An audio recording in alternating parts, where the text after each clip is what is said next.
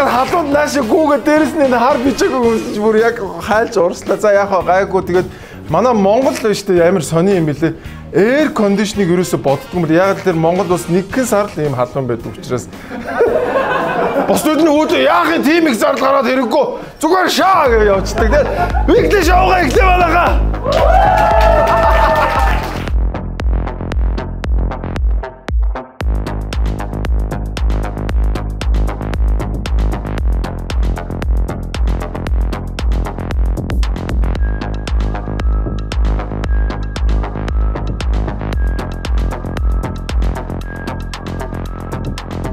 In Mongolia.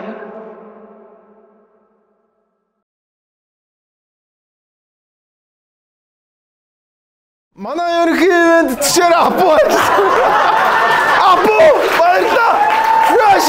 Fresh. Хамгийн гоё пип бол fresh пип шүү манайха. Тэгээд өөрийгөө жоо хөргөөдгий.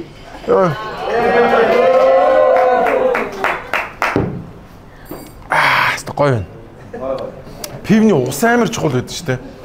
Сайн усаар хийсэн пипод хамгийн гоё пип. Энэ 7 хоногт хэрүүл уруултаа, бороо хуртаа, халуун нартай ястаа нэг бантан шиг 7 хоног байлаа. За тэгээд одоо наадан болох гэж байгаа учраас наадмаас өмнө хідүүлээ татвараа буулгаж бол арай амжихгүй юм шиг байна. Гэхдээ хідүүлээ буулгахын төлөө үзэж тарж үсгэж наалдсан шүү манайхаа. Тэгээд энэ 7 хоногт маш олон үйл явдлууд болсон. Ярмаар юмнууд зөндөө байсан боловч яалтчгүй чухлуудыг л ярихаас өөр аргагүй болсон. Ингээд бүгдээрээ мэдээг эхэлцгээе. За энэ 7 хоногт маш их бороо хур орсон. Маш их бороо уртай байсан. Нямбатар дарга нэгэн үйлдэл хийжээ.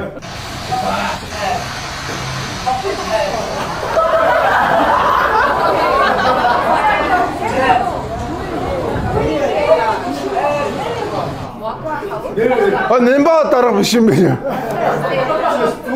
Нямбатрын одоо косплей гэх юм уу? Тэгээ Нямбатар даргатай бас тэгтээ амар төстэй залуу те.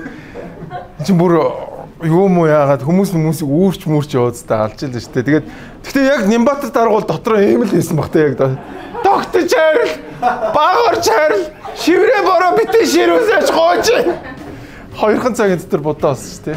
Тэгээд ямар ч байсан Нямбатар даргын дотоод сэтгэл зүйг энэ хүн яг гоё илэрхийлж байгаа гэж бас гадна талын ч гэсэн нэлээд төстэй байна тий. Хайр тогтож хайрл манайхаа. Манай өнөөдрийн нэвтрүүлгийн ерөнхий мэдтгэгчээр Апу компани ажиллаж байна. Хамгийн гоё пип болвол дөнгөж үйлдвэрээсээ гарсан fresh пип шүү манайхаа.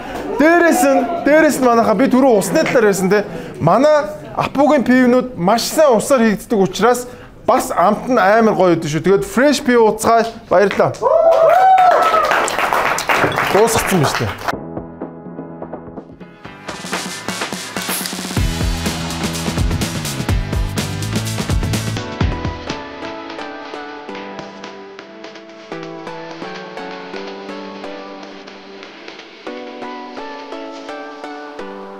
Сингур илүү шилэг, илүү зөөлөн боллоо.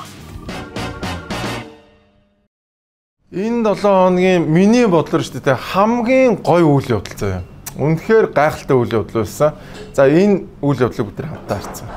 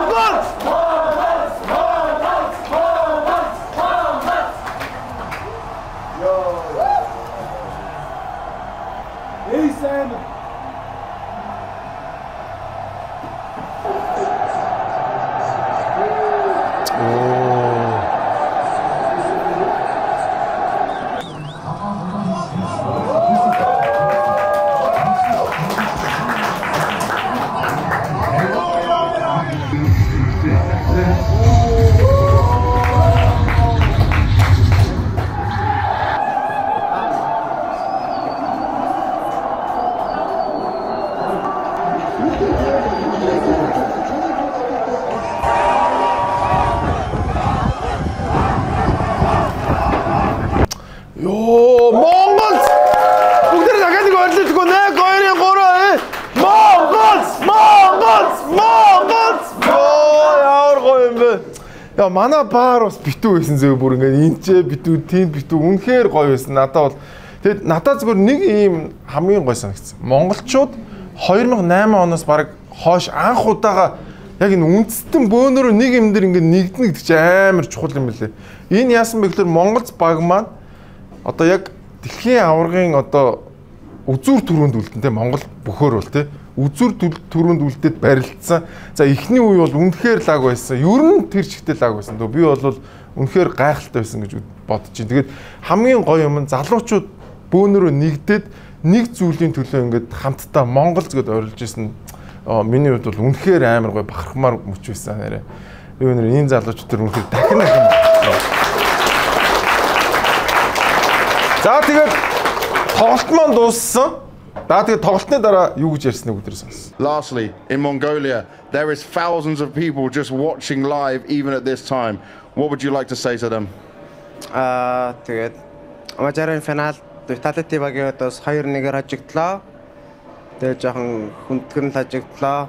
Тэгээд үзэж цуглаж хамтдаа үзсэн бүх хүмүүст нь баярлалаа. Тэгээд итгэлийг алдсан бол уучлаарай л хий да. 17 years old, chasing his dream, second place in a major grand final where no one expected it from him. This is something this whole team. Sorry, no, ерөөсөө ч итгэл алдаагүй шүү. Юу вэ? Харин ч бид нэр үнэхээр улам итгэлтэй болсон. Үнэхээр лаг байсан. Би тэгээд энэ яриаг сонсоод бүр яг уйлчих гэдсэн бүр. Үгүй ерөөсөө чи итгэл алдаагүй шүү дээ. Монголцынхоо ёо би дахиад болох гэдэг. Бүр амар лаг байсан манайхаа. Бүр үнэхээр sorry хизээч тэ Азаас энэ тэмцээнд ингэж шүүг рүү орж байгаагүй. Тэгэд ерөөсөө итгэл алдаагүй харин ч амар лаг байсан. Тэгээд та хэд маань бити итгэл алдсан гэж бодороо монголчууд та нараар маш их бахархсан шүү. Ерөөсөө бити тэгж яриараа. За тэгээд Монголдоо ирсэн монголцынхан маань. Монголч баян нөхдөд яг одоо томдоо гэж үзэж таасан ч дамжуулсан байна.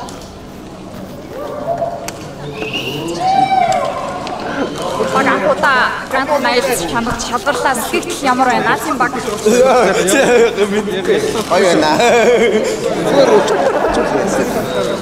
Тэ ер нь хипхоп гэсэн. Тэ гоё ангилсан. Хинаад чалгарсан.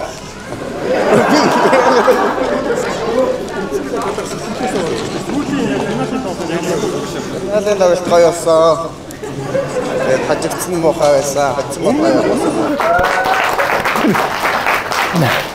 Тэр нэг найз нь тоглоод тах шиг байна те. Ярьцлагахгүй манай ярьцлага өгөх гэдэг найз нь тоглоод тах шиг. Би бол зүгээр тэгж бодсон шүү. Тэгээд ямар ч байсан монголчуудыг дахин нэг нэгтгэлээ. Үнэхээр лаг байсан. Түүхэнд бичигдсэн. Азаас анх удаага энэ баг ингээд үзүүр төрөнд шалгараад шүүгөө булаацалтаад те эн чинь амар гоё юм бохгүй те. Тэгээд одоо энэ залуучууд бол дөнгөж 18 19 дэ те. Одоо цаашаа дахиад хугацаа байна. Дахиад хичнээн ч удаа энэ тэмцээнд орно. Ийм баг байгаа дээрээ ингэж лаг амжилт үзүүлж байгаа юм чи ирээдүйд бол үнэхээр лаг. Дээрээс нь хэдхэн жилийн өмнө ингээд PC тоглоом газруудыг чинь хаагаал өчнөө юм болоод те ерөөсө баг нүдэнд орсон өргөсшил байлаа шүү дээ. Тэгээд ер нь энэ үед бас хүмүүс бол одоо юу гэдэг те яг өмөрж дуурдаг хүмүүс бол маш ховор байсан. Харин өнөөдөр энэ залуучуудыг ингээд амжилт үзүүлээд ирэхэд энэ одоо юу гэдэг те энэ цахим тоглоом гэдэг чинь те энийг юу гэх вэ? Цахим тоглоом гэлээ. Тийм. Мөрөд тоглоом гэж байна. E-спорт гэдэг Монголд болон дэлхийд ямар амар лаг болцсон юм бэ гэдэг бас хүмүүст харуулсан баг. Ирэх одоо Олимпиас ч гэлөө Олимпийн төрөлд орох гээд бас яригдж байгаа юм билээ. Тэгэхээр энэ бол ирээдүйн спорт шүү. За гэтэл нэг улс төрчөө буруугаар ойлгожээ.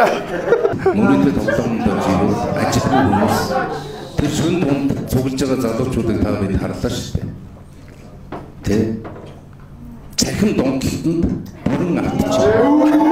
Гэт бидэнд бол өнөөдрийн зураг их байна. Ирхэн нөтөө.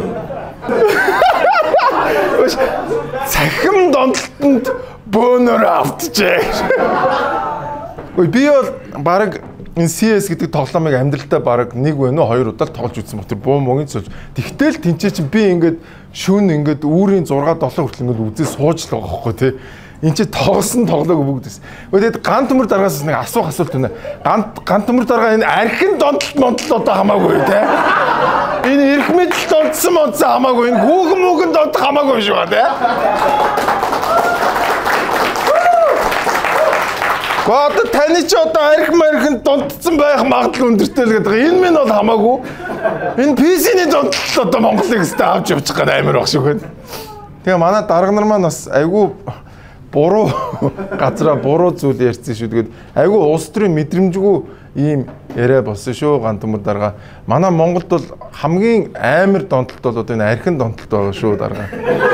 Архин донтолт, хүүхэн донтолт хоёр бол бит хоёр ч одоо ер нь бит хоёр юу аах би өөрийгөө ярьж. Би ч одоо донтсон шүү дээ тэр хоёрт. Тэгэхээр болгоомжтой байцгаа манайхаа хэлж ярих та.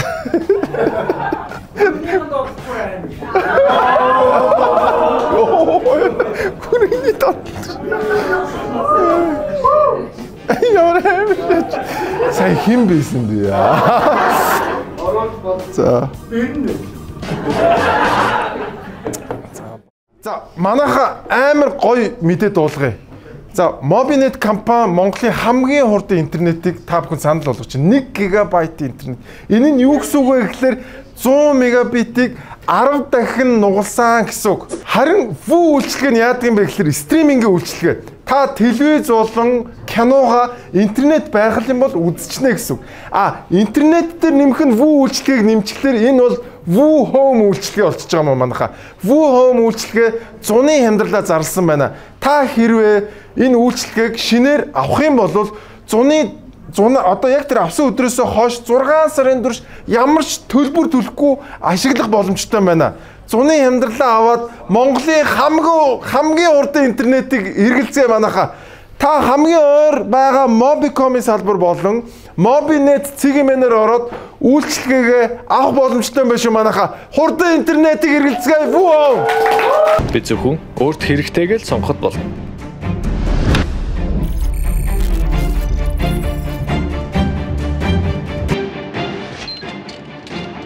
Илүү чөлөөтэй, илүү хэмнэлттэй, илүү хурдан VU Home өрхийн үйлчилгээ.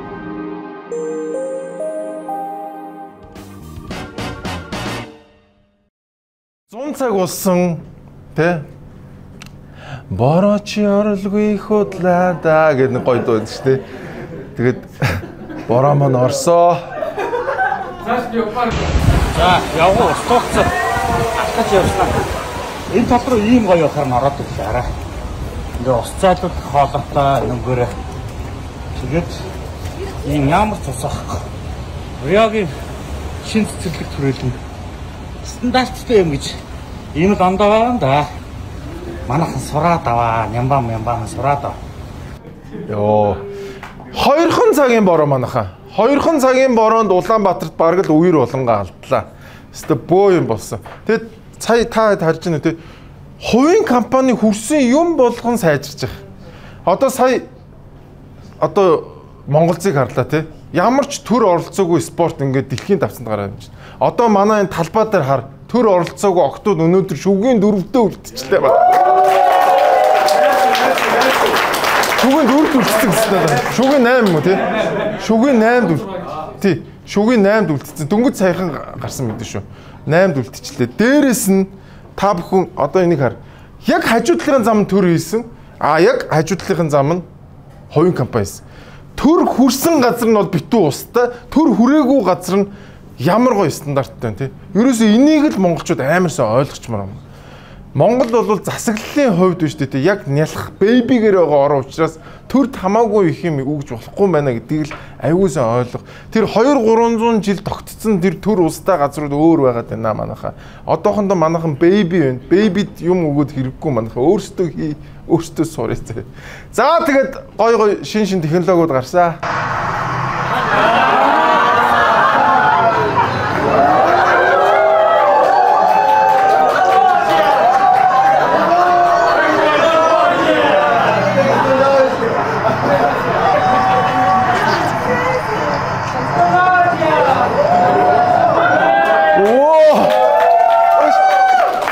Юу гэсэн бэ?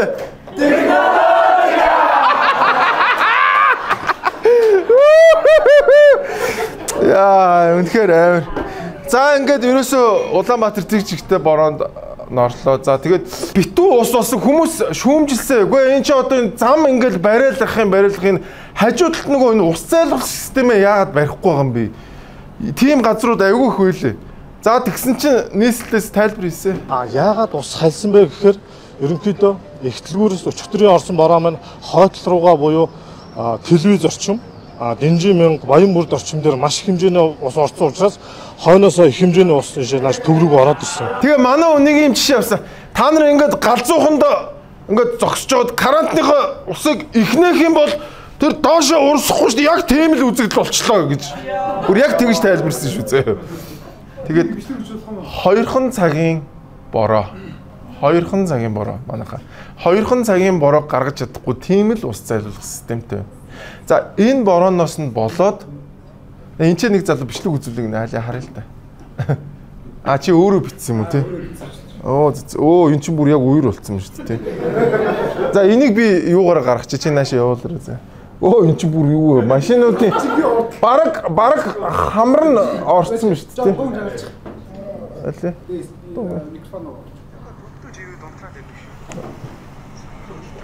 Живэд унтраад байна гэж юм те.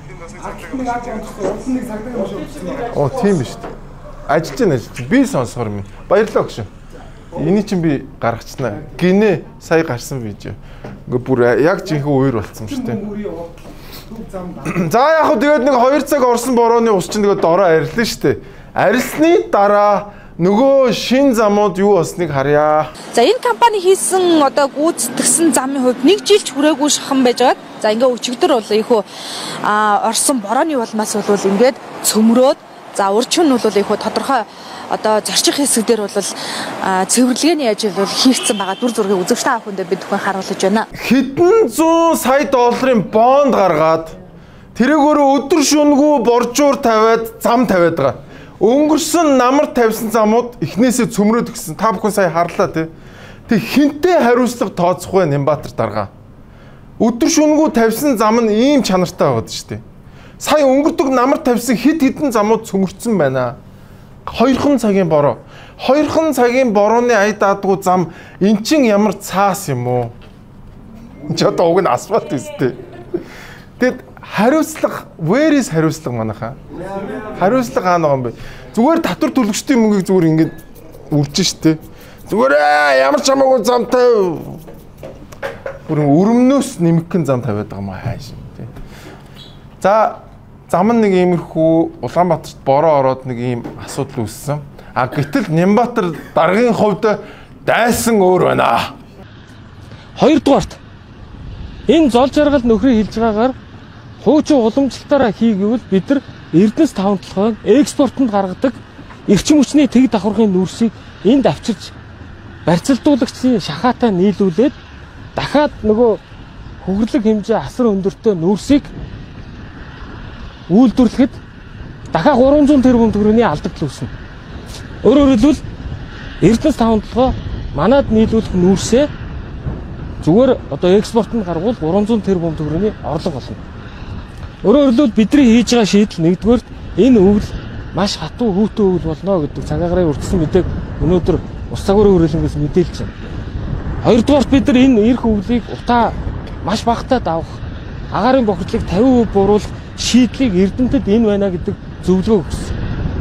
Бид нар энэ гаргаж байгаа нүүрсээ ийшээ гаргаад буцаагаад бид нар чансан хөх нүүрсээр хийсэн хүчил төрөгчөөр баяжуулсан асалт хурдтай мөн одоо удаан хугацаанд дөлтөө байдаг энэ нүүрсийг хийх ийм шийдэл бид нар уг нь шийдээд энэ 7 дугаар сарын 18-ны өдөр нээлттэй тендерээ нээхээр ийм одоо явж байгаа.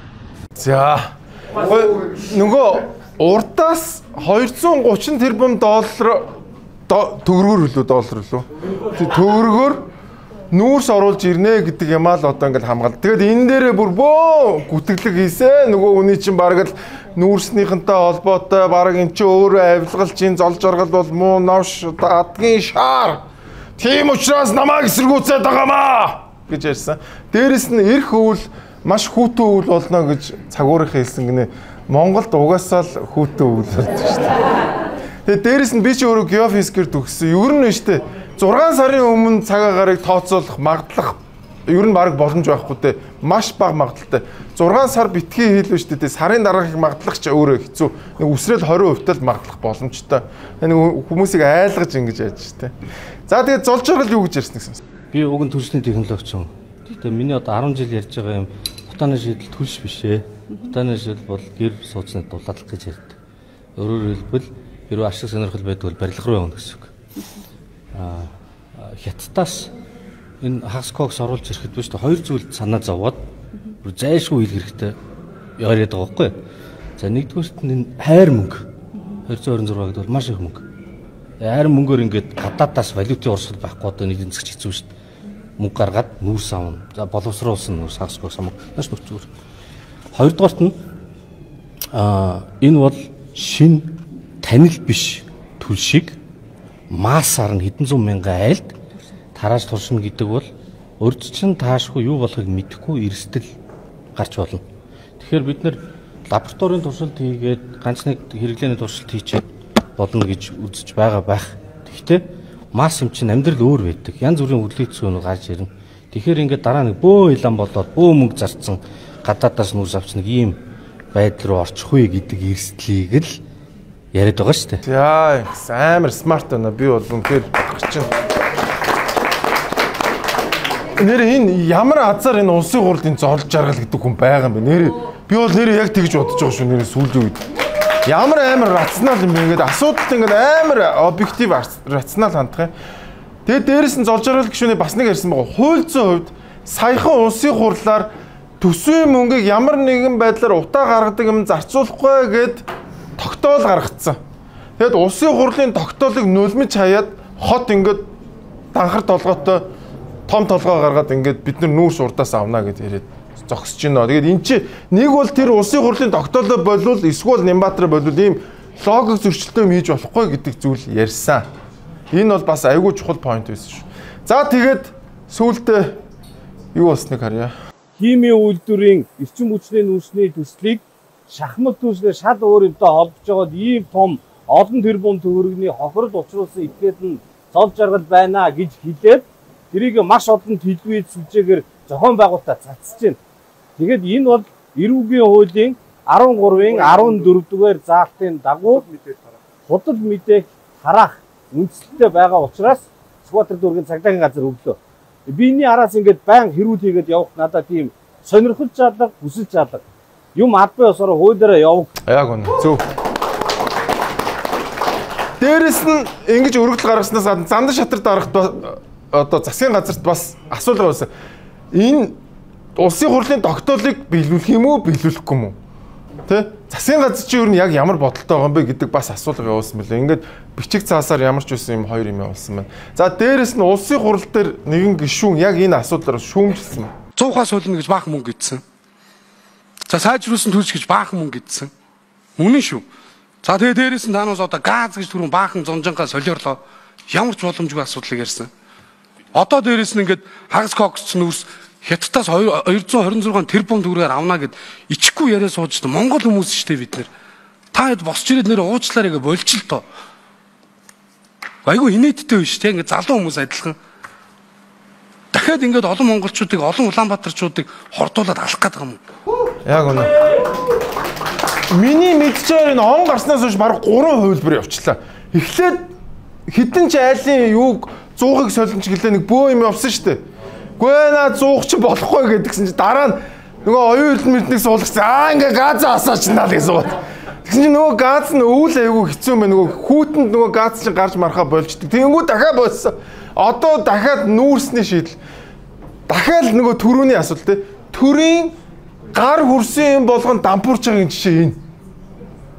Утааг хэдэн жил шийдэх гээд яв. Ерөөсөө утаа ярьсан хүн болгон баяцсан.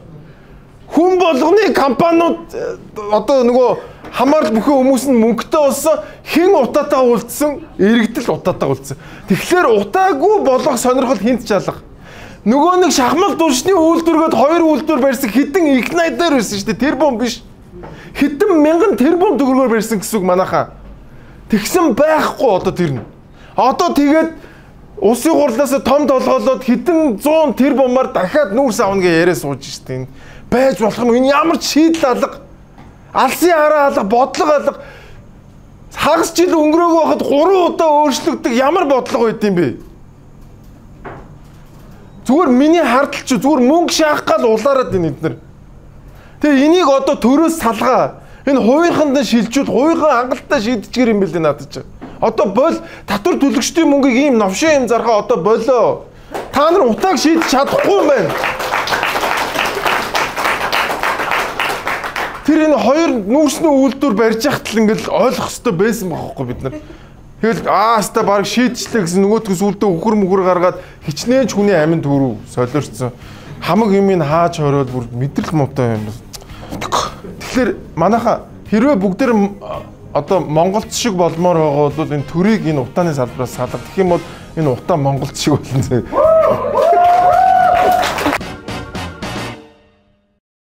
Өрн дулаан цаг ирж жуулчдын улирал Монголд эхэлсэн байна. За одоо наадан болно манайхаа. За тэгээд Монголд ирсэн жуулчид маань одоо ямархуу сэтгэлдтэй байгааг бүгдээрээ сонс. Yesterday I took a cab and I used this app, but my credit card doesn't work on it, so I needed to pay in cash. And I think your biggest banknote is the 20k, right? And from the ATM I only get 20k, and the driver was like, "Oh no, what am I supposed to do with 20,000? I can't change it for you." Yeah. Өнөө өөрийнх нь буруу байна шүү дээ. Мөн улгаач мөнгө төгрөгөө задлуулаад явж байгаа хгүй. Таксины ахын буруу биш шүү. Чамд купе байдгүй юм уу чи? Мобайлч мэдгүй юм уу чи? Гадаад хон байж юм тэнэг. За дээрэс нь бас нэг хар арстан залуу бас муулсаа. The guy who rented us the car was fucking awful. Sorry. The rental company. The car was terrible. Trash, you know. It broke down like every other day. You know, we had to go to the mechanic 3 different times, fixing the car. But yeah. Гүй биш энэ буруу ойлгоцсон байна шүү дээ. Чи адвенчер манайхаа. Чи адал явдал. Монголд адал явдал хайж ирсэн юм уу? Зүгээр тэр 5 тухай эдэлт гэж ирсэн юм уу та нар одоо? Улгаачууд яадын 3 удаа эвдрэл үзсэн. Угаасаа манай машинууд эвдэрдэг улгаачаа. Тийм сайхан юм бол та нар тэр Еврогоо яв. Япон солонгос руугаа явцгаа. Манай Монголд эвдэрдэг. Тэр мөнгө төгрөгөө задлуул та нар. Манай угаасаа бурганоос өөр юм явахгүй. Бургандаа суугаад явуул болвол зайлцгаа. Тийм ээ. Монгол бол хэрвээ адал явдал хүсэж байгаа бол та Монголд ирээрэй. Ойрхон машин чи эвдрэг болно. Хээр гадаа та үхэлтэйч тулгарч магадгүй. Юу ч болж магадгүй те. Та яг нэг юм адреналин ялгаруулмаар бол Монголд ирээрэй. Тэгээ та нар анзаарч нөө. Энд ч одоо аялал жуулчлал соёл гэдэг ингээд бараг 5 жил нэг сайттай байлаа. Тэгээ эцэст нь ийм л үр дүнтэй байна. Саяхан ч л өстой би амар их юм хийсэн гэж өстой юу гаргаад ирсэн. Тэгээд дахиад хэлье те. Төрийн гар хүрсэн юм болгон ийм л болж байгаа. Монголд ирэхдээ бодолтой эцгээрээ.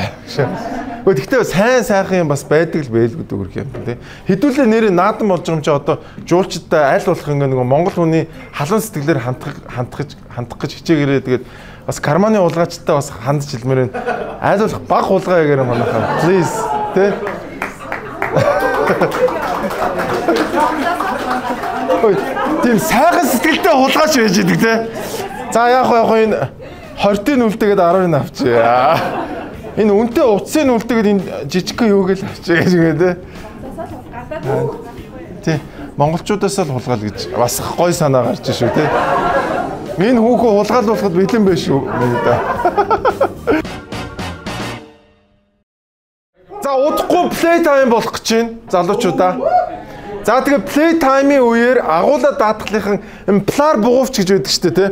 Энд чи одоо нөгөө хипинер болон за тэгэл одоо яг ийм их тайван хайр тий энэ хайртай залуучуудын одоо зүүдэг бугуувчтэй. За энэ бугуувчийг өөрсдөө бүтээгээд за тэгээд агуулга даатгалынхан дээр очиод энэ бугуувчийг худалдаа авах юм бол энэ худалдаа авсан мөнгө болгон зүрх мартахгүй төсөл рүү орох юм байна. Зүрх мартахгүй төсөл яадаг вэ гэхээр ямар нэгэн байдлаар зүрхний гажигтай, зүрхний эмгэгтэй хүүхдүүдэд үн төлбөргүйгээр онцлогоо хийж за тэр зарим хүүхдүүд төр одоо үн төлбөргүйгээр мэс заслын үйлчлэгээ үзүүлдэг ийм гоё төсөл байгаа. Тэгэхээр та бүхэн флор бугуучаа худалдаа аваад өөрөө хийгээд тэгээд бүх орсон орлого нь зүрх мартахгүй төсөл рүү орох юм байна. Тэгээд хэрвээ та зүрх мартахгүй төслийг дэмжихийг хүсэх юм бол агуулга даатгалын флор бугуучны аянд нэгдээрэй. Playtime агуулга зүрх мартахгүй флор бугуучч манайхаа. За манай ерөнхий сайд маань томилогдоод одоо баг дөнгөж 7 хонж гинүү тий. Засгийн газар нь байгуулагдаад 7 хонж гин. За ерөнхий сайд болохоос өмнө бурхан минь энэ засгийн чинь л өстой багасган жижигсгэн цөөхөн болгоно гэдээ ингэж ийсэн. Тэгсэн чинь ямар ч үс яамдын тоо бол буурж ороогүй нэг 2 мухар олгоо шиг нэг 2 сайд хасагдсан. Өөр юм бол болоогүй. За тэгээд энэ 7 хоногт бас юу ярьсныг сонсё. Тэгээд хэнэгдэж байгаа төрийн албаагчдынхаа хариуд нь улс төрийн албан тушаалтнууд буюу дэд сайдуудыг бас эргээ томилно гэж ярьж байгаа нь бас нэлээд зөв юм уу буруу юм уу бас хариуцлагагүй мэдээлэл байна гэж би ойлгож байна. За сайд байсан хүн, хяналтын сайд байсан хүн, улсын их хурлын гишүүн юм загасны ой санамжтай байж чадахгүй. Таны баталсан хууль чинь дэд сайд байна гэдгийг хэлсэн болохоос биш. Таны баталсан бүрэлдэхүүний хуулинд хуучин хуулинд чинь бүтцийн хуулинд чинь дэд сайд байж байна. Таны баталсан төсөв чинь дэд сайдын оронтой байж байна. Би тэрнийг хэлсэн болохоос дэд сайдыг бий болгоё гэж би яриаггүй. Шинээр бий болох гэдэг юм биш ээ. Та нарын энэ чи хийцэн байсан дэд сайдчтэй гэд. Гэхдээ энэ чи чин засгийн газар юм уу, хуучин засгийн газар юм уу? Одоо энэ чи баг хуучин засгийн газрынхаа баг хамаг юмыг аваа явах юм шүү дээ. Нөгөө хэдэн сайд нар нөгөө жавхлан байж, нөгөө чойжон байж, ерөөсө бүгдээрээ байж, нэг 2 3 хүн. Дээрээс нь эдний нөгөө ардсан намынхаа шахсаар байгаа л энэ дэд сайдтай болыг гисэн зүгээр тамхины цэгийн мэдээ сонсгод. Тэгээд энийн ч гэсэн ингээд өвлөд аваа явах юм уу? Хүн чи зандаа шатар дараад танд яг ямар шин юм байгаа юм бэ? Тий, оюун эрдэнэ яг ингээд алдсан шүү дээ. Ямар ч шин юм байхгүй тэгэл бүх хүнтэй тохироод бүх хүнийг ингээд хаппи болгох гол ингэнээс болол тэгэл эдийн засгаас сэргээж чадаагүй тэгээ нэг үлгэн салган нэг юм бүлээ ус шиг юм явсаар гол тэгэл цүнхнээс болол огцорлоо шүү дээ. Тэгэд ийм байх гэдэг юм. За дээрэс нь бас дахиад нэг шинэ газар шинж явахтай хуучин газрыг зомби болгоно гинэ. За шинэ засгийн газар төрийн бодлого шийдвэр тогтвортой мэрэгсэн байх зарчимд тулгуурлан за төрийн яамдын бүтцийг өөрчлөхгүйгээр хилтэс газрын дарга нарыг цөөлж за бүх яамдын орон тоог 9% бууруулж дарга нарын тоог цөөлнө гэж мэдгдсэн. За гэвч ерөнхий сайдыг өмнөх засгийн газрын бүтцээс яамгүй сайд нар буюу үндэсний 3 хорооны даргыг байхгүй болгосноос өөр дөрвтэй өөрчлөлт хийгээгүй байна гэж зарим гишүүд шүүмжиллээ. Энэ эдийн засгийн бодлого төлөвлөлт түүний хяналт хэрэгжилт цаашдаа бол энэ мэрэгжлийн хяналт бүтээмжийн зөвлөл нэртэйгээр цаашдаа бол шинжлэгдэж энэ мэрэгжлийн хяналттай байх зүйтэй гэдэг асуудал яригдж байгаа. Энэ цаашдаа энэ дараагийн намрын чуулганаар хэлцэх байна. Өнөөдөр үндсэндээ суманд эрүүл ахуйн чанар шаардлага хангадаг хяндаг газар байхгүй болсон.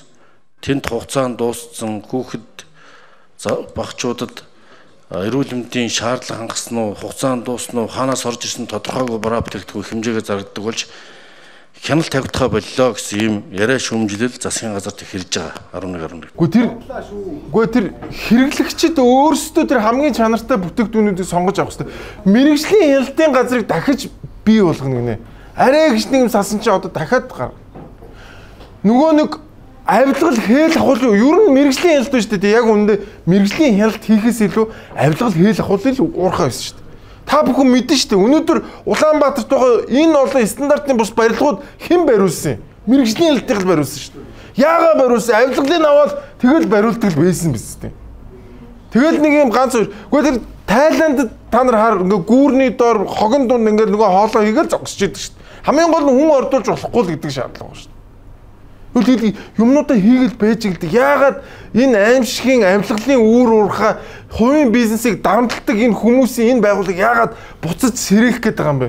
Яагаад энэ мангасыг зомби мангас болгож дахин амьлуулах гээд байгаа юм бэ дарга? Болил л доо. Тэгээ дахиад шинэ юм хаана байгаа юм бэ? Юу өөрчлөгдөх гэж байгаа юм бэ? Эсвэргээр нөгөө хуучин бидний ингээд аль хэдийн байхгүй болгоод ингээд хэрэгцээнээс гаргаа хийцэн байсан зомбиг буцаж босгож сэрэх гээд ийм яриад байгаа юм. Одоо зүгээр ийм л юм болно. Мэргэжлийн хяналт гэдэг байгууллага хянж байгаа нэрээр тэнцээ байгаа тэр дүцнээс ахуулаад тэр суман дээр байгаа жижиглэнгийн дэлгүүрүүдийг дарамтлж авилгалд авдаг ийм л хүмүүсийн газар бий болж байна. Энийг үр яах юм? Шинэ юм хаана байна дарга? Энэ 7 хоногт бас ОХР-ийн төмөр гарлаа манайхаа. Нийт нутгаар халж байгаатай холбогдуулна. Төмрийн голомт дээр дунджаар одоо 38 орчим гераци халуунтай өдөртөө Цэлэнгэ аймгийн энэ зүх буюу энэ Алтан булаг сумын зүх гэсэн энэ ойн төмөр маань өрсөлдсөн байдлаар нэг 7000 орчим га талбайг хамарсан. Тужийн нарсанд гарч байгаа учраас өдрийн халуунаар энэ төмрийн одоо хүлрээс оройн төмөр рүү шилжих титэмлэж ингээ хасах юм хөндөрлөлт учирж байгаа учраас за нэмэлтээр одоо хүнд механизм буюу хоёр одоо бүлдээзрээ одоо нэмэлтээр ажилуулахаар зогоон татаж одоо хязгаарлалт хийхээр ингээд ажлуудыг төлөвлөөд ингээ ажиллагаа зохион байгуулаад ажиллаж байна. За ямар ч байсан гал гарч байгаа юм байна. Тэгээд бүгдээр болгоомжтой байцгаая. Гэхдээ одоо халуун байгаа учраас бас гал гарах магадлал бас ихсдэгэ. Тэгээд бүгдээрээ гал төмөртэй одоо төмөр дэгдээж болцсогүй янз бүр өвөл бити хийгэрээ гэж та бүхнээс хүсэж байна. Тэгээд тужийн нарс маань ямар ч байсан шатж байгаа юм байна шүү. Болгоомжтой байцгаа байна. Гэхдээ яг одоо тэгээд буцаас сэргэх баха. Уг нь ингээ байгаль чи өөрөө бас сэргээгээд идэм юм лээ. Тий тарьсан шүү дээ. Тариад айгуугаа сэрэгцсэн биз дээ. Тэгсэн чи одоо тэр ойн төмөр гарч байгаа юм байна. Архины шил мэл хамаагүй хайж явахаар тэгээд. Харин тий архины шил чи ингээд өөрөө ингээд нөгөө юу болоод линз болоод өөрөө юу болоод линз болоод ингээд гал арччаад идэм л шүү. Энэ 7 хоногт бас хар тамхитай тэмцэх өдөр мө дэлхийн хар тамхины эсрэг өдөр болсон байна. Тэгэд энэ үеэр яг энэ хар тамхиар судалгаа хийдэг залуучууд бас хэвлэлийн багвар хийжээ. За нэгэн кейс дурдахад нийслэлийн дугаар тод сургуульд хар тамхи мансууруулах төрлийн бодис сургуулийн орчинд хэрэгэлсэн гэх асуудал гарсан ч үүнийг мэдээлэл задруулалгүй хавд дарж өнгөрсөн байдаг. За ийм төрлийн мэдээлэл зарц сурталчилгаа бол хүүхэд залуучуудыг сэтэлжүүлэх эрсдэлтэй гэдэг ч харин ч ил гаргаж мэдээллийг ил тод сөрөг нөлөөллийг залуучуудад өгөх нь зөв гэж судлаачид хөзөж байгаамаа. Энэ төрлийн гэмт хэрэгт холбогдож 20 ангид ял идэлж байгаа хүмүүс нийт тохирогчдын 10 орчим хувийг эзэлдэг байсан гинэ. Яг ялгаад ирж байгаа залуучууд олон залуучуудын тоон олон болоод байна. Чин өмнө нь бол ингээд бид нар дээр ийм одоо тийм ээ баг одоо манай хоригдож байгаа нийт хүмүүсийн 10% яг ийм асуудал руу орж ирээд байна. Энэ байдал цаашаа нэмэгдээд байвал бид нар одоо хаана багтаач ингээх вэ тийм үү? Энэ бол бид хүн болгоны санаа зовсон асуудал болж байна гэдгийг тухайн 20 ангийн одоо ажиллаж байгаа тийм ээ дарга удирдлагууд нь ч тэдэртэй ажиллаж сэтгэл зүйч иргэний ажилтнууд ч гэсэн хэлж байгаа гэдэг. Нийт хоригдох хэстийн 10% нь дандаа хар тамхины хэрэгээр орсон жоохон хүмүүс болсон байна гэж. Яг бид нар Америкийн түүхийг давтаж байна манайхаа. Ерөөсө шоронгийн популяц ерөөсө геометри прогресс өсдөг. Ерөөсө би яг 10 хэдэн жилийн өмнө яг энэ талаар яриа л тест. Тэгэл намайг чинь баг чи хар тамхичин гээл намайг чинь бүр авчирч шээлгэж хүртэл үзсэн шүү дээ. Нөгөө нэг юугаараа дайруулсан 9 шүтийн амраа гэж хар тамхичин баг хүмүүсийг хар тамхинд ураад таад байна. Би ерөөсө тэгээ энэ залуучуудад би амар баярлсан. Яг энэ асуудлыг айгүй зөв өнцгөөс нь ярьж илээ. Манай нөгөө цагдаагын чинь ингээ дандаа буруу хааж орох мангар талаас нэрээ. Тэгээд тэр чинь явсаар байгаад одоо өнөөдөр ийм байдалд орж байгаа. Энэ хар тамхи яагаад ингэж дэлгэрдэг вэ гэхээр ерөөсөө эдийн засгийн хөшүүрэг, эдийн засгийн инсентив байдаг учраас хүүхдүүдэд очиж зарна. Яагаад гэвэл юмыг хааж хорчихлоор өндөр маржин буюу ашигтай болчдөг. Өндөр ашигтай болчихлоор өндөр эрсдэл хийх сонирхолтой болдог хүн. Тийм учраас хар тамхины картелууд болон хууль хүчний байгууллагатай нийлсэн ийм том бүтэц үүсчихдээ юм аа. Тэгээд тэр нь хүүхэдч байна уу, юу ч байна хамаагүй явдаг. Монголд нэг гоё ном орчуулагдаад гарсан байгаа. Narconomics гэдэг. Энэ хар тамхины бизнес яаж томордгоо, яаж ноу-хау хийдгийг, яаж entrepreneurship маягтай явдсан бэ? Энэ бизнес яагаад томроод идэм бэ гэдэг талаар economics сэтгүүлийн эдийн засгийн сэтгүүлч маш том судалгаа хийсэн. Тим ном байгаа. Монгол хэл дээр орчуулагдаад гарсан байгаа. Уншаарай. Хар тамхитай тэмцээг элцгийнхэн бас уншиж гин гэсэн. Ерөөсө гол шалтгаан чинь альва зүйлийг хаагаад хорчихлол ерөөсө ингээл хүүхэд мүгэд хаамаагүй юм руу. Дээрэс нь хар тамхиных нь нөгөө хүч нь ихсэл явцдаг. Одоо манайхаа ойлгож эхэлж байна. Яагаад прокурорууд холбогдоод идэг? Яагаад хар тамхитай тэмцээгөө өөрсдөө энэ асуудалд холбогдоод идэгний шалтгааныг тэр номон дээр амар гоё бичсэн мэлээ.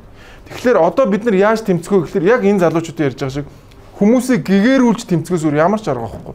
Дээрээс нь донтогч гэдэг бол гэмт хэрэгтэн биш гэдгийг бас ойлгох хэрэгтэй. Энэ хоёр энгийн ямиг ойлгож иж бид нар хар тамхитай тэмцэн шүү. Би яагаад тэр талаар яриад байдаг байсан бэ гэхээр хар тамхины эсрэг байсан учраас яриад байсан байхгүй да. Хүмүүс тэгэхэд ойлгоогүй юусэн. Тэгэд энэ 7 хоногт азар ийм гой залуучууд гарч ирж ийм яг мэрэгжлийн талаас нь илүү объектив, рационал байдлаар ярьсан шүү. Баярлалаа. Энэ 7 хоногт 2024 оны төсвийн одоо зарлагын одоо тайлан гэх юм уу. За тэгээд нөгөө аудитын газрынхаа ер нь ямархуу төсвөө ер нь хэр зарцуулсан бэ гэдэг талаар одоо улсын хурлд оруулж ирсэн байна. Төсвөө одоо улсын хурлынхан маань ер нь ямархуу зарцуулсан бэ гэдгийг үздэсгэсэн байна. Тэгээд улсын хурлын гишүүд юу гэж ярьсныг сонсцгоо. 2024 он бол бүхэлдээ их онцлог жил байсан л да. Ковидын дараах жилээсэн, сонгуулийн жил, мөн зуд турхан нүүрлсэн ийм жил байсан. За үүнийгээ дагаад энэ хөдөө аж ахуйн салбар бол бууралттай, боловсруулах үйлдвэр бас нэлээд хасах үзүүлэлттэй гарсан байна. Улсын төсөвт татварууд бол нэлээд багасж орж ирсэн байна. Нэмэгдсэн үрцгийн албан татвар бол 300 тэрбум төгрөгөөр буурж орж, нийгмийн даатгалын шимтгэлээс мөн 300 тэрбум төгрөгөөр буурж орж ирсэн байна. Гэтэл нэг татвар бол ганцаараа өсөлттэй гарч ирсэн. Энэ бол онцгой албан татвар. За тэр албан татвар нь машины онцгой албан татвар бүр онцгой өсөлт байсан. За энэ юу гэсэн үг вэ гэхээр яг ковидын дараа компаниуд маш олон компани дампуурсан байна гэсэн үг. Компаниуд татвараа төлөх чадваргүй болсон байна гэдгийг энэ чинь айгүй гой ойлгомжтой харж болж байгаа. За дээрэс нь төсвийн зарцуулалт ямар байсан бүгдээр сонсоо. Төсвийн гүйцэтгэл чинь бидний хэлцэх ёстой маш чухал баримт бичиг асуудал байгаад байгаа. Өмнөх оны аудитын зөвлөмжийн биелэлт 54% таа гэдэг. Гэтэл өөрснөө бол 76 гэдэг үндсэн байсан юм байна. Энэ 54% таа байна гэдэг чинь төдий чинээ энэ зөвлөмжүүд ч ерөөсөө ажиллахгүй байгаа учраас энэ чинь дахиад 0 зөрчил биш. Бүр алинаас нь эхэлж яаж асуухаж ойлгохгүй хэмжээнд ингээд. За улсын төсвийн хөрөнгө оруулалтаар төлөвлөсөн санхүүжилтийн 37.3% нь олгогдоогүй санхүүжүүлэгдээгүй. 24 онд уусахаар төлөвлөсөн арга хэмжээний 31% нь огт хэрэгжээгүй ингээд ингээд. Асуултууд гэх юм бол нэгтгсэн тайланд төсвийн ерөнхийлөн захирагчдын мөнгөн хөрөнгөний үлдэгдийг бууруулж нэгтгсэн гэдэг. Мөнгөн хөрөнгө за хэдэн төгрөгийг би асуумар байна. Тэгснээ яагаад хэдийг нь ямар зорилготойгоор тайландаа багасгаж хэд болгож нэгтгсэн юм бэ? Яах гэж байгаа тэр мөнгийг зөрүүгийн энэ тоог хэлж өгөөч ээ. Дахиад энд нөгөө бидний нодлонгоо ярьсан зураг төсөвгүй магадлал хийлгээгээд. Одоо бүр 712 төсөл арга хэмжээнээс 485-ыг санхүүжүүлэхээр төлөвлөснөөс 52.8% буюу 256 төсөл арга хэмжээ нь магадлалд ороогүй баталгаажсан зураг төсвийн шаардлагыг хангаагүй гэдэг. Бүр 50% нь магадлалд ороогүй явж ийн гэдэг бол энэ маш том дүн гэж харж байгаа маа. Эндээс ч нөгөө төсвийн зарцуулалтын буюу зардлын хитрэлт энэ төр чинь яваад эсвэл дутуу биччихэд нэмж аваад нөгөө авилга хийх бол яваад идэг гэдэг нодлонжоо бид нар ярьсан. Бас нэг эндээс асуулж явж байгаа юм. Барьцаа хөрөнгийн дансанд байршуулсан 726 тэрбум төгрөгийн төсөл арга хэмжээний үлдэгдлээс тайланд онд ингээд 102 тэрбум төгрөгийн төсөл арга хэмжээний гүйцэтгэгч нь шалгараагүй байхад санхүүжилтийн болгосон. Энэ бол одоо маш ноцтой зүйл харагдах юм. Энэ бас ямар учиртай? Яагаад ийм хууль зөрчсөн үйлдэлүүдийг бараг жил болгон хийгээд идэм болоо? Татвар төлөгчдийн мөнгийг ийм замбраагүйгээр үрж ийм хяналтгүйгээр зарцуулсаар байх юм бол энэ Монгол улс чинь юу яаж хөгжих юм бэ? Мэс! Зүгээр мэс! 2020 оны төсөв бол зүгээр үнэхээр тий яг disaster тий бүр үнэхээр аимшиг татвар төлөгчдийн мөнгөнд биш тий хотонд орсон чон шиг яг л тэгж харьцаж байна. Хотонд чон ороод яад тий зүгээр идэхгүй мөртлөө бүх хоннуудыг ингээд бүгдийг ингээд сэглээ хичээл гардаг шүү дээ. Яг тэрэн шиг татвар төлөгчдийн мөнгөийг ямар ч үүрэ шихгүй юм ингээд зарцуулсан 9.3 их найт ийм их зөрчил илэрсэн байна манайхаа. Төсөв нь хэд дахин томорсон? 6-7 дахин томорсон. Түүхэн дээд төсөө баталсан. Гэтэл ийм аимшигтай. Бүр ингээд аудитын байгууллагын баг өөрсдөө шоконд орсон. Хөрх юмтай яг нөгөө аудит хийжсэн хүн шүн мөн унтаж чадахгүй баг өөрөө шаацсан юм шиг эвгүй болсон. Үнэхээр татвар төлөгчдийн мөнгөнд хотонд орсон чон шиг ийм байдалтай л харьцаж байна. Тэгээд дахиад нөгөө нэг асуулт асуусан юм дээ. Бид нар ийм лалрын төсөвт одоо яагаад татварлаад байгаа вэ? Ерөөсөө одоо ч гэсэн ойлгохгүй. За тэгээд 2025 оны төсөвгээд одоо бас дахиад түүхэн дээд төсөв байгаа шүү дээ. За тэрийг одоо өстө үнэхээр хил ам хийж ягаад нэг тамуулахаар болж байгаа юм шиг байна хөрхий. Тэгэхээр одоо 2.1 ихний төгрөгийн одоо төсвийн зардлын хэмнэлт хийж байгаа гэсэн үг. За энд одоо буцаж тавигдж байгаа 3хан төрлийн одоо зардал байгаа. За тэр нь ерөөсөө хамгийн нэгдүгээр ТЭЦ 3-тай холбоотой сая ослоо гарсан тийм ээ. За энийг одоо сэргээх. За хоёрдугаарт энэ орох дорнд болж байгаа асуудлаас геополитикийн асуудлаас бата ер нь энэ хаврын намрын тариалалт болон ер нь намар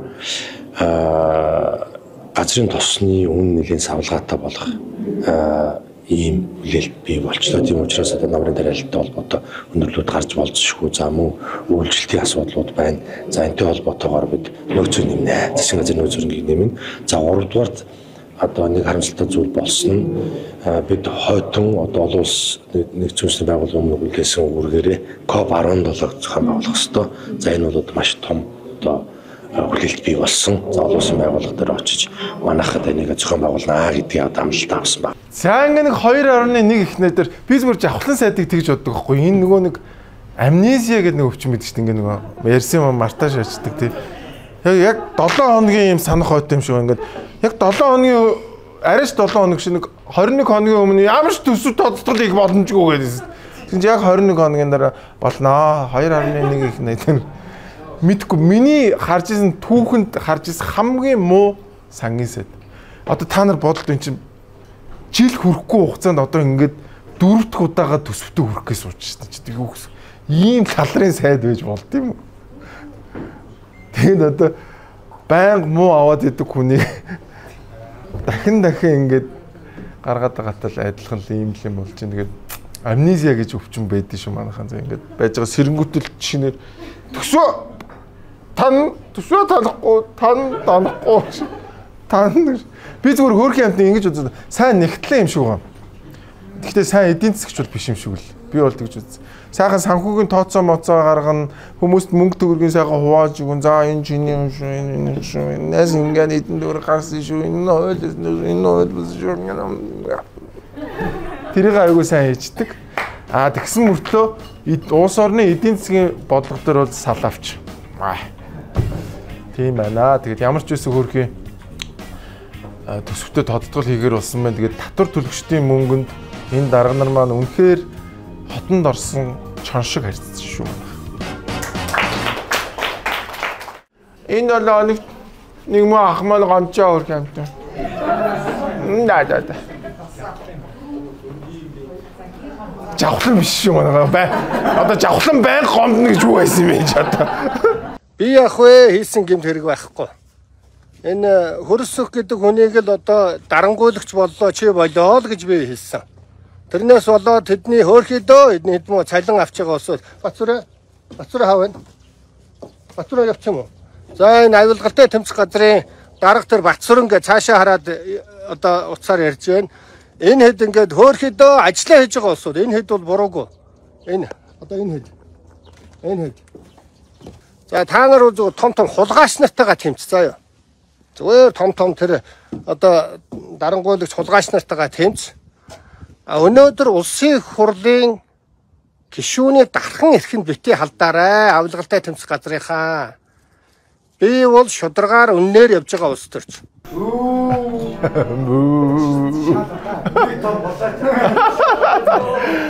Тэгээ манай хүний би бол зүгээр ингэж бодсон. Манай Ганбаатар дарга чи өөрөө дипломгүй гэдэг өөрөө хүлэмжширсэн шүү дээ. Зүгээр сойст орцсон байсан бол энэ хүн нэлээд сайн жүжигчин болчоор тий. Айгуу сайхан жүжиг. Тэгээ хүмүүс нэг одоо онцох шиг юмс тэнцээ нэг G класс байгаад байгааз. Нэг ойролцоогоор 500 сая төгрөг. Тэр одоо энэ АТГ-ийнхний G класс юм болоо. Энэ яг хинийх нь юм бол гэж гайхаад. Тий, юу юм болоо гэд хүмүүс айгу гайхсан. Энэ Ганбаатар даргын дүүгийнх нь гэрт ингээд шалгалт ирсэн чинь Ганбаа дарга ягаад чинь дүүгийнхээ өмнөөс айгу сандарцсан орж ирсэн. Энэ яг лээрээ манай дүүгийн шалгалт орж ирдэг. Тэгээ яг ямар шалтгаанаар гэдгийг сайн ойлгоогүй үйлдвэрчний эвлэлд байхдаа хийсэн янз бүрийн юм амтай холбоотой юм шиг л байна лээ би зүгээр тэгж ойлгосон шүү. Тэгээд үйлдвэрчний эвлэлд байхдаа манай хүн чинь Union Building гэдэг амар том байшин байруулсан гэж байгаа. тамхины зэгийн мэдээс хүмүүс хов маягаар ярьдаг мэлээ Union Building гэж гамбат аргах шүү дээ. Өөрөө ярьдгүй юм байна лээ. Амар. Тэгээд бас хөөх юм байдгийн юм шиг байгаамаа. Тэгээд энэний дараа Ардсан намынхан бөөнөрөө хөвлөн баг гурлаа хийсэн. Тэгээд ер нь бол гамбат аргагаа өмөрнө гэж ярьж юм лээ. Гэхдээ надад нэг айгүй муухай юм бодогдсон зүгээр та санаж гин үгүй юу? Батулгыг ерөнхийлөгч байхад инх сайхангуйг барьж хийж яхад хүмүүс юу ч хэлээгүй. Тэ? Бүр яг сонгуулийн сурчлагынх нь үед дааган болдыг барьж хийж яхад Ардсан намынхан юу ч дуураагүй. Тэ? Амар олон хүмүүсийг яг ингээд сонгуулийн сурчлагын үед нь ингээд хийж яхад Ардсан намынхан чимээгүй байсан. Тэгээ яг гамбат аргын дүүг шалгахлаар яагаад дуу орчдөг би бол гайхаж чинь. Тэгээд би бол зүгээр тэгж бодож байна. Үнэхээр шудраг юм бол шалгах ёстой хууль ёсны байгууллагын шалгуулчаа гамбат арга битээ ээ. Энд чи бүхэл бүтэн 40 хүнтэй бүлэг байж гин. Дээрэс нь оюукийн бараг 30-аад сайд нар ороод ирсэн. Тэгэхээр нэг айгаад тэр хөрөс хөл дарангуулагч болно гэдэгт би итгэхгүй байна яг үнэ. Тэгэхээр чи бараг улсын хурал дээр бараг олох болцсон байж ич. Бараг тийм 50 хэдэн гишүүнтэй байж ич. Бараг 70-ын өөрсөндөө авсан байж нэг айгаа сандраадах хэрэг байхгүй зүгээр. Женко гэдэг хүний эргэн тойрны хүмүүс ер нь ихэнх нь хулгайч болцсон юм шиг байна гэдэг энэ яриаг л хөрхийг шалгаж явж байгаа бах энэ авилгалын тэмцгийн дарга их орончтой тийм би бол тэгж бодож जैन тэгээд зүгээр шалгуулчих дарга бити санаа зов бити сандарчгүй энэ нөө хэрүүл уруултаа наадмын зүлгээ одоо дахиад засч 1.2 тэрбум төгрөгөөр зассан байна. Дахиад шинээр хийсэн байна. За тэгээд бүгчүүдээ бас очиж барилдуулсан байна. Одоо Монголоор пропагандах гэдэг юм да. Өдгийгийг бодох юм бол одоо энэ ус шингээгчтэй дээрээс нь тэгээд ус нь тогтохгүй усыг гадагшлуулах хоолоогоор дамжуулаад тогтсон газараа яана л гэж ярьж байгаа шүү. Тэгээд өмнө жилийн одоо барилдаанд ч одоо зүлэг халдиргаатай байгаа нь ямар нэгэн байдлаар нөлөөлсөн үү? Нөлөөсөн. Тий. Гэхдээ өөрхий бүгчүүд бол тэгж л яг ингээ барилдаад үзлээ. Гэхдээ яг өнгөрсөн жилийнхээс л арай дээрцсэн мэт тэгтэл халтирж байна. Ер нь бол байгалийнхаа зүлгэн дээр л барилдмаар байна гэдэг юмыг бүгчүүд ярьж илээ. Тэгээд яг одоо тэгэл энэ чинь 7 хоног болгон шоу моо ихлэрч нөгөө байгалийн зүлэг чинь тестдэггүй юм шиг байна. Хуучин ч нөгөө шоу моо хийдэггүй байсан бол тэр чинь тэгээ байгаад ургаж мургаад идэв байсан юм шиг байна лээ. Тэгэхээр хэдүүлээ нөгөө юутай хоккей зүлгэн дээр хоккей гэдэг шиг те. Нэг хоккей чинь бас мөсөн дээр явагдана, зүлгэн дээр явагдана. Бүх бас одоо нөгөө зүлгэн дээрх бүх бодлон гулгаатай бүх ч гэдэг юм уу нэг юм бас нэг юм нэмэлт бэлтгэл тэр гулгаач гэдэг юм. Тэгээд бүгчүүд өөрсдөө одоо шин технологи гэдэг шиг те. Нөгөө ийм хөл бөмбөгийн талбайд зориулсан юм юм өргөс мөргөс нөгөө Монгол гутландаа хийж байгаа. Тэгээ хадаас мадаас хийж байгаа сураг бас дуултан лээ. Тэгэхээр одоо мэдгүй юм хөгжөөдж байгаа юм уу яг яагаад байгаа мэдэхгүй. Ямар ч хэсэн тэгээд бороог нь оруулж байгаа барилдсан байлаа. Ямар ч хэсэн энэ жилийн наадам өнгөрсөн жилийнхаас арай бага бэртэл гэмтэлтэй болох болов гэж бодож байна. Яасан ч их мөнгөтэй жил болгон сольж идэг сайхан юм уу? Одоо өөрсдөөс нь мөнгө гардаг байлгүй да бодвол. За тэгээд манайхаа сүүлчийн мэдээ шүү. За. Юу вэ? Хараад ийдсэн 30 мэдээ байна шүү дээ. Да юу яриад байгаа. Ийм их мэдээ үзчихээ. Анх би 5 мэдээ явуулдаг гэсэн шүү. За. Энэ ардаа ингээд монголчууд хэрэлдээд эхэлж байгаа байхгүй юу? Баян хэрүүлтэй. Яг энэ хэрүүл чи энэ логик дахиад явуулаа. Эсэлтэй ерөнхий шалгалтаа ч өгч чадсан. Боо хэрүүл. Эсэлтийн шалгалтын агуулга хэд хүнд сургалтын програмд тусгагдаагүй, ач холбогдолгүй асуултууд оруулсан, харандаа баллуур шаардлага хангаагүй, үзүүрлэгч хангалттай олон байгаагүй, хяналт сул байсны улмаас зарим сурагч гар утас тооны машин шалгалтын үеэр ашигласан зэргээр багш сурагч эцэг эхчүүд шүүмжилж байна. Боловсролын үнэлгээний төвтэй уулзаж материалаа шалгаж нэгтлэхээр олон шалгуулагч өнөдөр иржээ.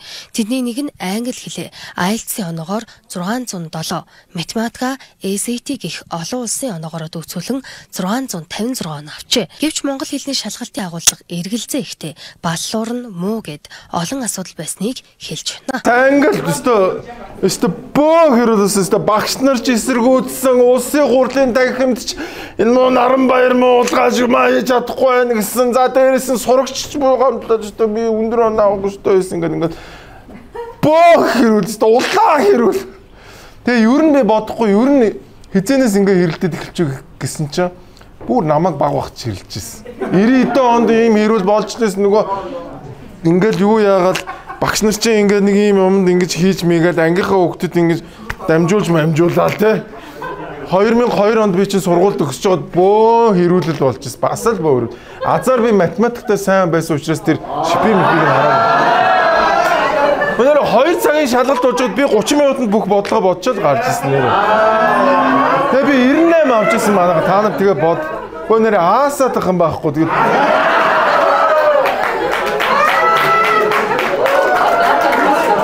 зүгээр дахиад би та эцэд дахиад хэлээ зэ. Төрийн гараа хөрсөн юм болгон юм лалар болж байгаас зүгээр SAT-ийн шалгалтыг бид нар ямар ч хэрүүлгүй өгчдөг байхгүй. Хүүхдүүд олон улсын шалгалтыг зүгээр өгчнө. Нөгөө нэг хятад хэлний шалгалтыг TOEFL өгчнө, IELTS ямар ч хэрүүлгүй өгчнө зэ. Яг монгол юм дээр бөө хэрүүл. Өстө боссон болоогүй те. Тэгээд болохгүй бол зүгээр юм төрийн бас байгууллагуудад хариуцуулаад өгч болдгоо юм. Энд чинь бас л бизнес шүү дээ. Шалгалт авна гэдэг чинь өөрөө бизнес манайхаа. Энэ бизнесийг бизнесийнхэнд л өгчөөчтэй өөрсдөө чадахгүй болвол тэгэл эн чинь амар гой номондоо ороод явчихна манайхаа. Тэр SAT-ийн өөрөө орж ирээ шалгалтаа авдаг болог энэ монгол хэл нь ингээд төрийн гар өрсөн юм болгон ийм лалар хэрүүл болж байна.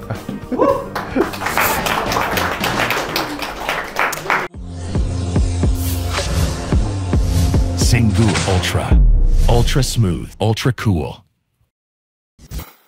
Энэ 7 хоногийн гэгээлэг мэдээ эхлэхэд бас маань үзцгээе. Намайг Б Төрмөх гэдэг би 92 дугаар сургууль сурвалдаг. Одоо 14 настай. Майхаа эдгээр зарна. Яг энэ жил гэхдээ малханаа зарж байгаа. 3 жил болж байна. Чи бүр айгүй хөдөлгөөнтэй юм шүү дээ. Гайгүй ямар мундаг юм бэ? Сайн байна та гэж яа тийм. Уусаа ирээдүйд тэгээд ажил хийвчин тэгээд цалаа авч гэнэ үү? Авч байгаа. Өмнө жилийн бол нэг хичээлийн хаанд зарцуулсан. Яг энэ жилээс нөө хичээлийн хаанд зарцуулнаа гэж бодож байгаа. Амар ер нь бол халуун тэрнээс л гайгүй. Амар ихтэй өвчтөр гэхэд л амар магтаал их сонсно. Залуу бизнесмен. Тэгээд энэ хүүхдийн бас нэг яриа надад амар таалагдсан. Ингээд ах нарынхаа яг ингээд хийдэг зүйлийг яг ямар хэцүү зүйл хийдэм бэ гэдгийг амар сайн ойлгосон гэж байгаа юм. Яг энэ бизнесийг хийж эхэлснээс хойш. Тэгээд энэ хүүхэд бизнесийн ухаантай болж байгаа. Тэгээд энэ бол маш одоо гоё зүйл те. Багаасаа бизнесийн ухаантай болоод энэ яаж хүн энтерпренеур байж болдог, яаж хүмүүс өрсөлддөг, үн яаж тогтдог те. Хүмүүс ямар харилцаатай байдаг талаар маш их олон ойлголтыг авч байгаа. Тэгээд энэ хүүд дахин баяр үргийн үнэхээр даг байсан. Тэгээд хүүхдүүдээ манайхаа багаас нь бизнесийн ухаанд сургаараа ирээдүйдээ Монгол орныг хэн авч явах вэ? Бизнесмэнүүд л авч явна. Улс төрчид авч явахгүй шүү. Яг үүндээ хамгийн өрсөлдөх чадвартай, хамгийн хурдан толгойн ажилдаг тэр бизнесмэнүүд л Монголыг авч явна. Тэгвэл Монгол улс хөгжинэ. Харин эсрэгээр улс төрчид Монголыг авч явах юм бол Монгол өнөөдрөөсөө ч лалрын болно шүү. Тэгээд баярлалаа манайхаа. Таг хүү байна.